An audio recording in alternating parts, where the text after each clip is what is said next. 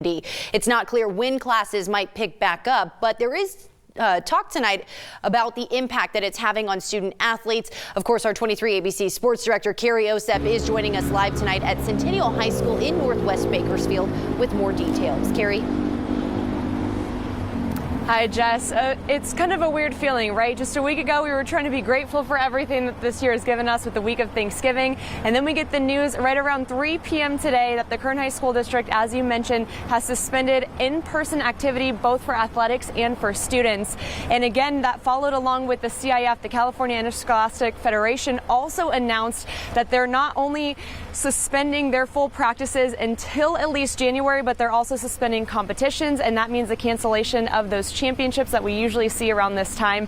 So of course we have a lot up in the air, but to help bring some clarity for me here at Centennial High School, I'm joined by Stan Greene, who is the Director of School Support Services at the Kern High School District. And Stan, you oversee athletics, so obviously we've been in touch and in contact throughout this entire time, but this is the news we may have expected with the cases surging, but of course it's news that many people did not want to hear. So if you can bring some clarity at first with what the information means for Kern High School District as of now for athletic activity.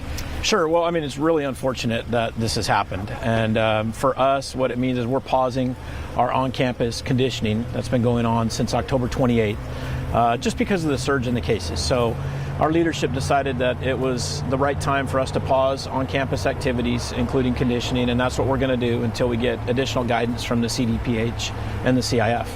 And then mentioning the CIF there, so obviously we got that news as well that they're kind of delaying their sports schedule as well. So how much does that play in part for you guys in your decision making for the Kern High School District?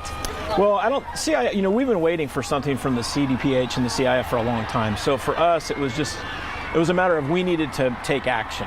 And the case numbers locally are so high that it just made logical sense for us to pause and take a step back until things sorted out. And oddly enough, an hour later, CIF puts out that they've canceled the regional and state playoff events for season 1, which really what that does is it buys us more time.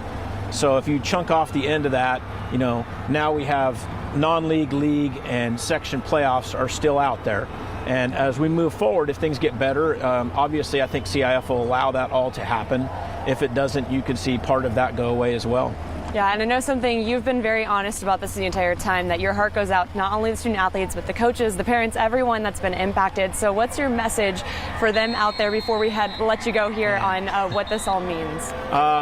It makes the hair on the back of my neck stand up. It almost makes me want to cry. I mean, it's just sad for our kids and our families, and they put so much time into athletics. And for most of them, especially the seniors, this is probably the end of their career. And it just breaks my heart to even think that we could be in a position where our seniors don't get an opportunity.